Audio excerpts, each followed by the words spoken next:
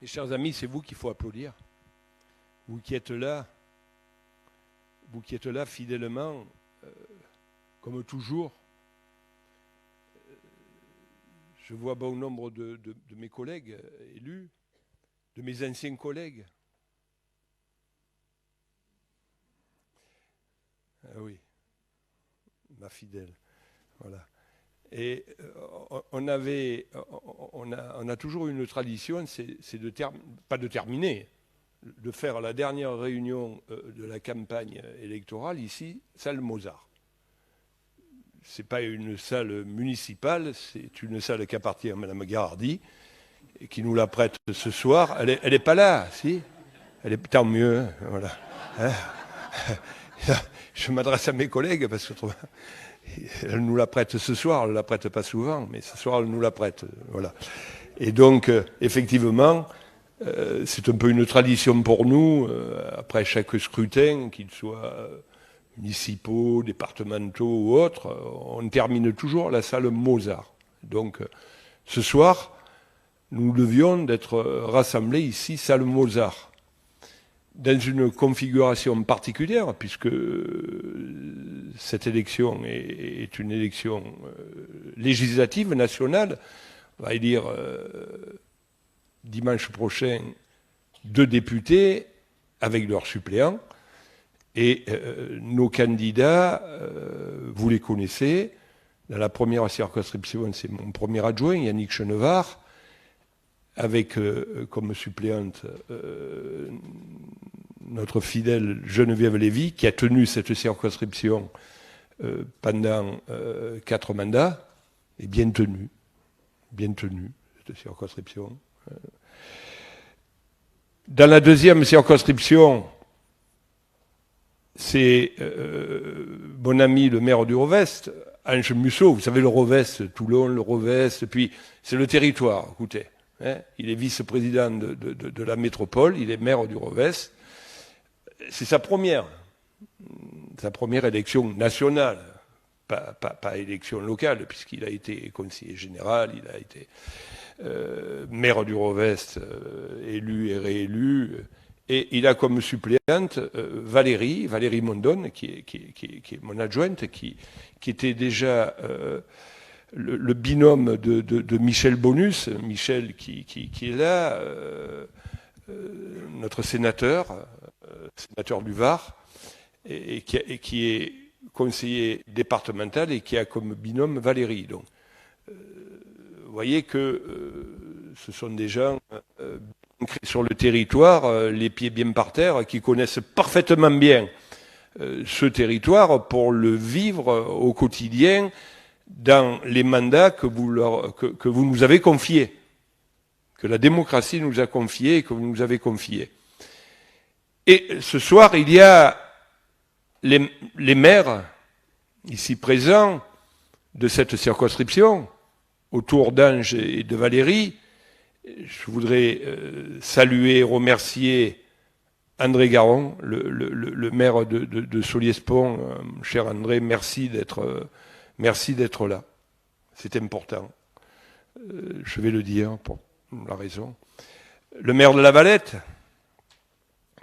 je ne vous le présente pas.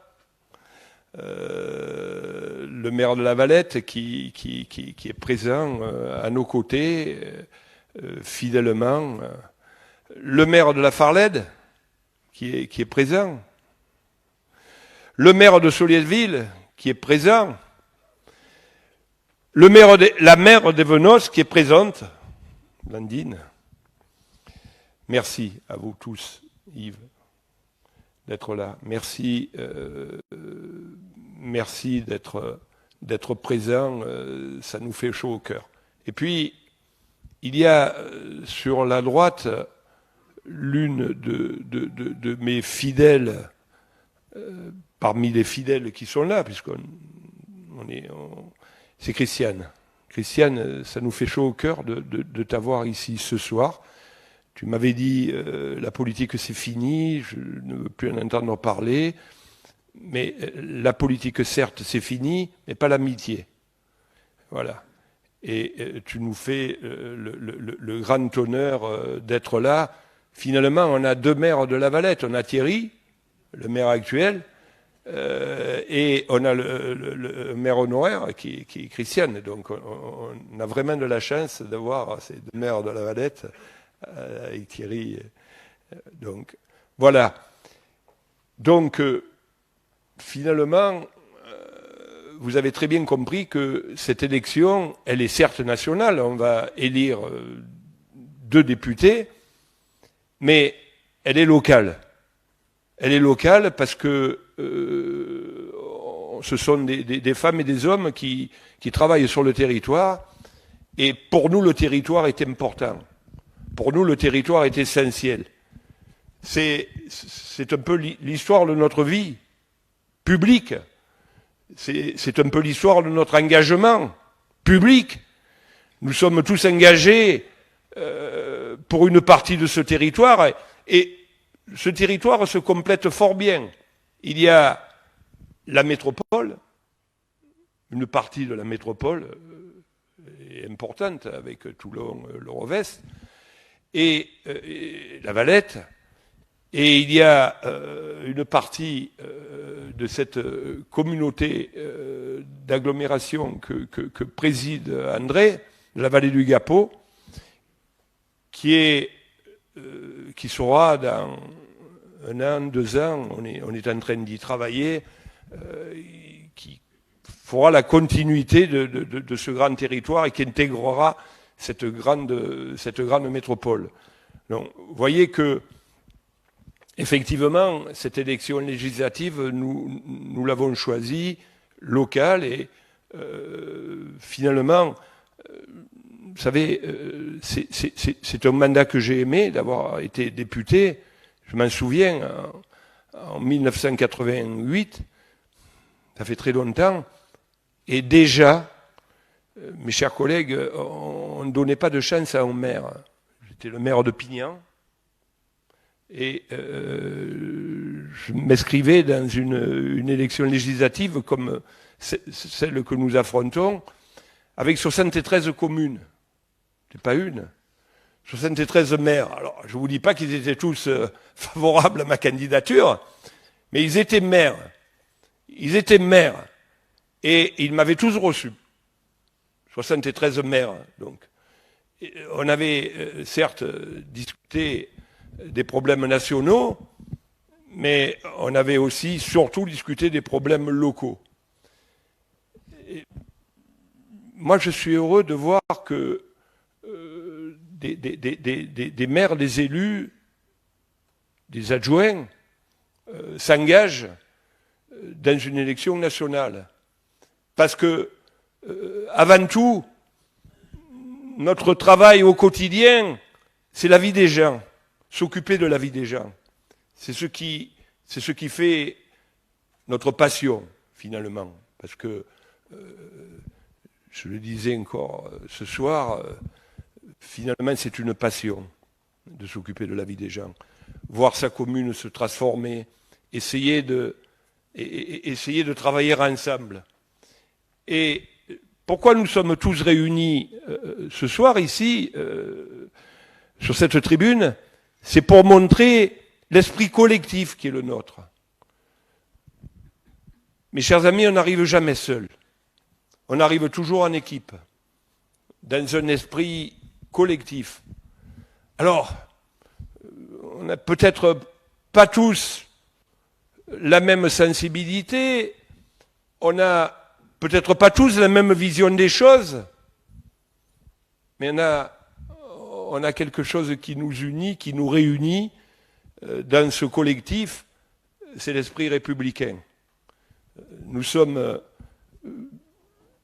attachés à cet esprit républicain et je regrette, moi, les histoires de partis, et pourquoi, qui est fidèle, qui ne l'est pas, Écoutez, on ne peut pas reprocher à une femme et à un homme qui est là, ou ceux qui sont en bas, de ne pas être fidèles à leur territoire, de ne pas être fidèles à leur ville, de ne pas être fidèles à un département. Quand on est sénateur, mon cher Michel, si on n'était pas fidèle à cet idéal territorial, on ne serait pas là parce qu'on n'aurait pas été élu. Vous savez, l'électeur ne se trompe pas.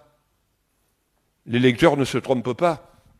Alors, certains nous disent, ouais, mais alors, et les convictions? Nos convictions, elles sont républicaines. Vous savez, vous vous souvenez, j'ai dit qu'on se réunissait à la salle Mozart. On s'était réunis à la salle Mozart, à la dernière réunion publique de 2001. Quand on était venu me chercher. J'étais le maire de Pignan, un maire heureux de mon petit village, président du département à l'époque et député. On est venu me chercher, on m'a dit, mais il faut que tu t'engages sur Toulon. Il faut que tu t'engages sur Toulon parce que on ne peut pas rester dans ce département avec la première ville du Var, le premier port militaire d'Europe, dans les mains du Front National. Quelle image on donnait nationalement? Et déjà, j'avais dit oui, puisque c'est mon devoir de le faire. Quand on est élu, on a des devoirs. Je vais venir, je vais y aller, je vais me battre, à une condition. Vous me laissez faire la liste que je veux. Je ne veux pas d'équilibre de parti. On a toujours les mêmes convictions. J'avais dit pas d'équilibre de parti. Je prends des femmes et des hommes qui veulent s'engager pour la ville. Tu as bien entendu, machin. Des femmes et des hommes et tu en faisais partie, qui veulent s'engager pour la ville et je ne vais pas leur demander leur sensibilité, s'ils ont un parti politique ou s'ils n'en ont pas. Et vous croyez que quand j'ai pris notre doyenne, qui n'est pas là, vous n'allez pas lui répéter, je l'ai faite venir dans mon bureau et elle me dit, mais vous savez qui je suis? J'ai dit oui, vous êtes la présidente des commerçants du Morillon. Elle me dit, mais monsieur, je suis au Parti communiste. J'ai dit, écoutez, je suis délégué syndical CGT. J'ai dit, vous ne voulez pas venir travailler avec moi? Ça m'intéresse, votre hargne, votre... Voilà. Ça ne nous avait pas gêné de la voir. Elle est toujours là, c'est notre doyenne. Et croyez-moi, elle a un cœur gros comme ça pour Toulon, et puis elle dit ce qu'elle a à dire à chacun. Parfois, elle nous dit aussi ce qu'elle a à nous dire, mais on ne l'aurait pas changé pour une au monde. Voilà. Donc, première condition. Deuxième condition, je veux voir personne pendant un an. Ne venez pas me gonfler avec les partis et tout. Personne. Que personne vienne me soutenir. Vous nous laissez faire. Avec mon équipe, on va travailler. Personne n'est venu. Ça n'est pas plus mal porté. Écoutez, on ne m'a pas demandé à ce moment-là, est-ce que tu es toujours à l'air? Est-ce que tu ne l'es pas? Est-ce que tu... Voilà. Je vous raconte ça pourquoi? Pour vous dire que ce qui est important, c'est l'esprit républicain, c'est ce qui nous unit, c'est cet ancrage territorial, c'est ce que nous faisons dans nos communes, dans nos villes, c'est ce que nous faisons dans la communauté d'agglomération ou dans la métropole, c'est ce que nous faisons au quotidien, qui est important dans la vie de tous les jours. Et si, parmi ces femmes et ces hommes qui font ce travail au quotidien, si parmi ces femmes et ces hommes qui sont passés par la démocratie, qui ont été élus, il y en a une qui peut être député sénateur comme l'a été Christiane, comme l'est Michel aujourd'hui, qui peut être député demain comme je l'ai été moi, maire de Pignan. Pourquoi pas? Est-ce qu'on fait quelque chose d'anormal de dire on va présenter... Qu'est-ce qu'on aurait pu faire, mesdames et messieurs? Qu'est-ce qu'on aurait dû faire? Je vais soutenir quelqu'un qui a fait 4%, je ne vais pas gagner. J'ai une certaine... L'expérience n'est pas un détail, croyez-moi. Fais des élections depuis des années. Quand tu fais 4%, on ne peut pas arriver à ces 4%. Je vais soutenir des gens qui sont capables de faire 50%. Parce que j'ai envie de gagner.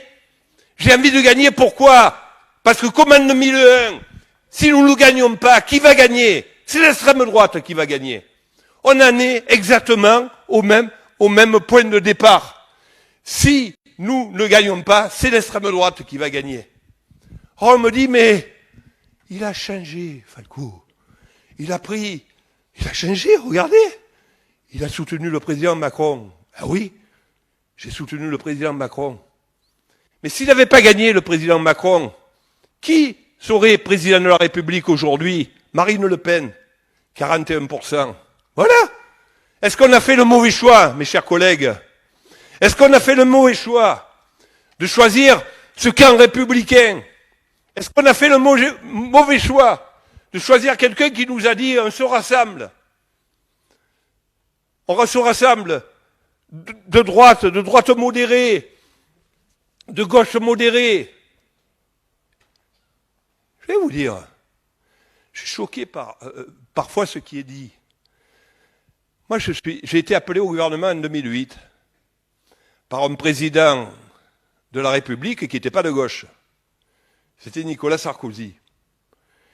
Et quand je suis arrivé au gouvernement en 2008, je me suis retrouvé au salon Murat à la table des ministres. Il y avait Frédéric Mitterrand, il était de droite. Martin Hirsch, il était de droite. Fadela Amara, elle était de droite. Besson, il était de droite. Et il y en avait encore d'autres. Mais non, ils étaient... Kouchner, elle n'a jamais été de droite. Hein?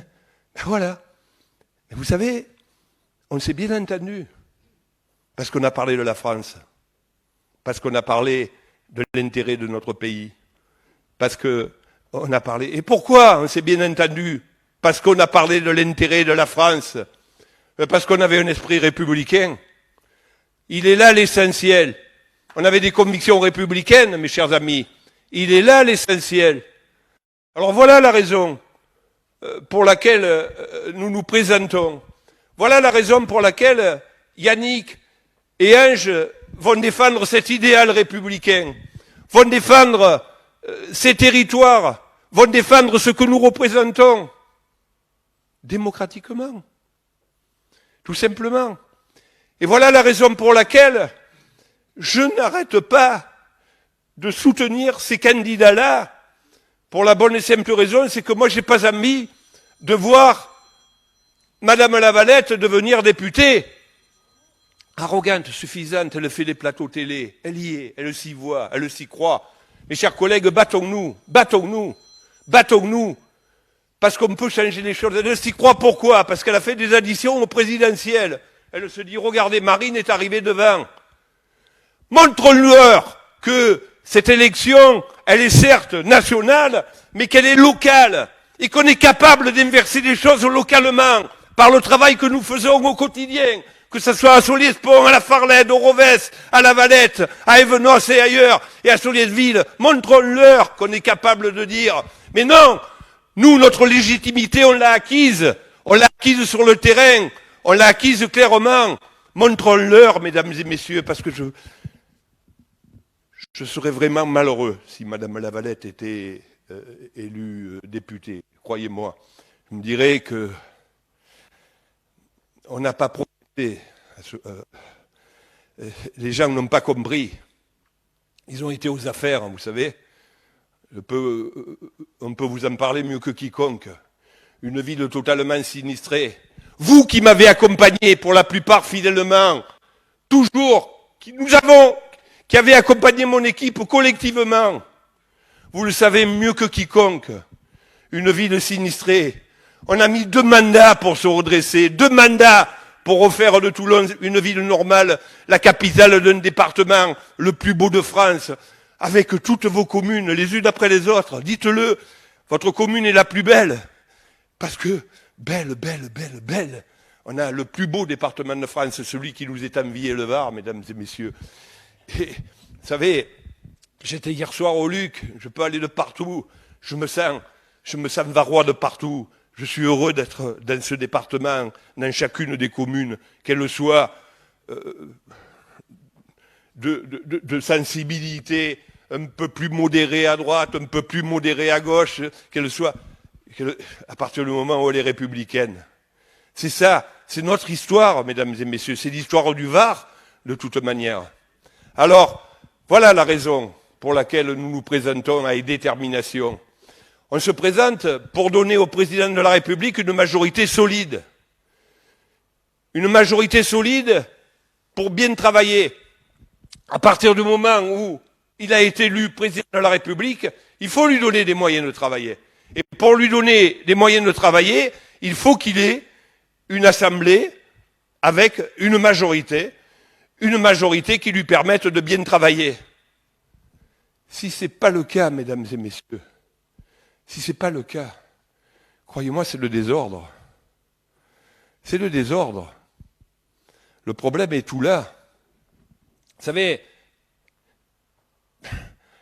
je le disais ces jours-ci, finalement, dans cette vie publique, le combat contre les extrêmes, ça a toujours été l'histoire de ma vie. Une assemblée qui n'épouse pas la majorité qui a été voulue par le peuple, c'est une assemblée qui cherche que le désordre. Voilà, la violence dans les propos. La violence dans les propos, qu'elle soit d'extrême droite ou d'extrême gauche. La violence fait toujours très mal. La violence, quand on critique l'ordre, on crée le désordre. Quand on pense quand on critique les policiers, c'est pas républicain. La police est un pilier de l'ordre républicain. Voilà la raison, voilà ce qui nous différencie, nous, les républicains modérés de droite, modérés de gauche, mais nous, les républicains, avec des extrêmes, ces excès qui font toujours très mal, mesdames et messieurs. Voilà la raison pour laquelle nous sommes ici ce soir rassemblés. Merci d'être nombreuses et nombreux, merci d'être là. Mais croyez-moi, sachez-le, nous le savons, nous les maires, vous le savez, vous les élus, qu'une élection ne se gagne qu'avec des bulletins de vote. Et que la première des choses qu'il faut faire, c'est essayer de mobiliser pour que les gens aillent voter. On ne peut pas gagner une élection s'il n'y a pas d'électeurs. Comment on fait pour gagner une élection s'il n'y a pas d'électeurs? Cette élection vient tardivement. Pourquoi? Parce qu'habituellement, il y a l'élection présidentielle. Habituellement, le peuple donne au président de la République une majorité dans les 15 jours qui suivent l'élection présidentielle. Et on est sur l'élan de la présidentielle. Là, les choses ont été faites différemment. Il y a eu les ponts, pas les ponts et tout, il y a un mois. Et que, aujourd'hui, tout va vite, très vite, trop vite. Pourquoi? Parce qu'en plus, il y a les réseaux sociaux. Ça change tous les jours. Et que, on a oublié l'essentiel. On est passé à autre chose. Et que, les extrêmes nous ont fait de la démagogie, beaucoup de mal. Et que les choses peuvent arriver. Qui peuvent arriver à changer les choses. Voilà la raison pour laquelle il faut se mobiliser. Il faut faire voter. On sait faire. Il faut faire voter. Déjà, demander aux jeunes de venir voter. Deuxièmement, écoutez, on est capable, dans nos villes, puisqu'ici, il n'y a que des maires élus, et bien réélus, on est capable dans nos quartiers, on l'a prouvé, parce qu'il y a des femmes et des hommes raisonnables qui nous suivent, parce qu'on travaille avec eux, on les écoute, on les entend, on essaie de les comprendre, on essaie d'avancer avec eux. Voilà la raison pour laquelle elle est différente, cette élection. Voilà la raison pour laquelle, ce soir, on est là, certes, pour un dernier meeting, mais c'est pas le dernier meeting, on est jeudi, on l'a fait jeudi et pas vendredi exprès. On est jeudi, il nous reste 3 jours pour dire dans nos quartiers, pour dire dans nos villes, pour dire dans nos villages, pour dire dans nos rues, venez voter. Venez voter, c'est très important. On a besoin de vous, une fois de plus. On a besoin de vos suffrages pour faire élire 2 députés. 2 députés élus qui ont les pieds par terre, qui vont représenter notre territoire, qui vont représenter notre ville, qui vont représenter les villes de Soleilville, de la Farlède, de la Valette, du Rovez, de Soliespont. Voilà, mesdames et messieurs, la raison pour laquelle la réunion de ce soir est importante. Voilà la raison pour laquelle il faut se mobiliser. Voilà la raison pour laquelle, une fois de plus, je vous demande de le faire, et vous êtes capable de le faire, chacun de votre côté, chacun de votre manière, dans une discussion, dans un quartier. Ne vous trompez pas, cette élection est importante. Donnons la possibilité au président de la République d'avoir une majorité solide qui nous permettra de travailler pour la France. Vous savez, on a besoin de se mettre au travail. On ne nie pas les problèmes. On sait que les choses sont difficiles. On sait que les choses sont graves. Vous savez, qui aurait pu imaginer, moi je veux bien, la critique est normale en démocratie, mais enfin, réfléchissons. Réfléchissons avec la sagesse des gens de terrain qui auraient pu affronter un quinquennat avec une pandémie de 24 mois. 24 mois de pandémie. On a été confinés, excusez-moi. Je ne suis plus un jeune premier, hein, hélas. Mais c'est la première fois de ma vie qu'on m'a dit il faut se confiner. Il faut te confiner, comme les autres. Confiner. 24 mois, une pandémie. Vous vous rendez compte? L'économie mondiale qui s'arrête. Tout s'arrête. La vie s'est arrêtée. Avec ses drames en plus. Avec ses problèmes. Avec nos soignants qui ont été magnifiques dans cette épreuve. Une épreuve pour tous, contre tous. On sort d'un confinement de 24 mois. Et qu'est-ce qui se passe? Il y a la guerre. La guerre, vous savez, la guerre en Europe, on l'apprenait sur nos livres d'histoire. Puisque moi, je suis d'une génération d'après-guerre encore. Et la guerre, on la voyait devant nos monuments, sur nos monuments. Et là, la guerre, elle le reprend. À 2 heures de Paris, mesdames et messieurs. À 2 heures de Paris.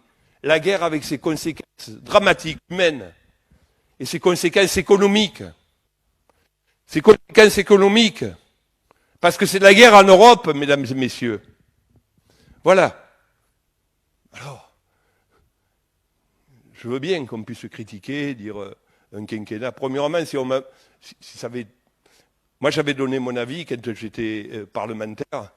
Le quinquennat est une bêtise. Écoutez, hein, si on avait gardé le septennat, il y a des grands présidents de la République, de gauche et de droite, qui ont fait des septennats. François Mitterrand, qui a fait 2 septennats. Au moins, le président de la République, il avait le temps de travailler. Le quinquennat, vous voyez bien, le président il vient d'être élu, on commence à penser et à dire, mais alors, qui va se présenter dans 5 ans, dans 4 ans, puisqu'on est déjà lancé dans la... Voilà.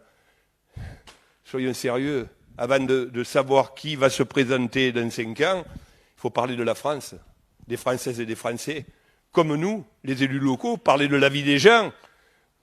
Là, parler de la France, de ses problèmes en Europe, de la crise, des problèmes qu'on peut avoir au quotidien.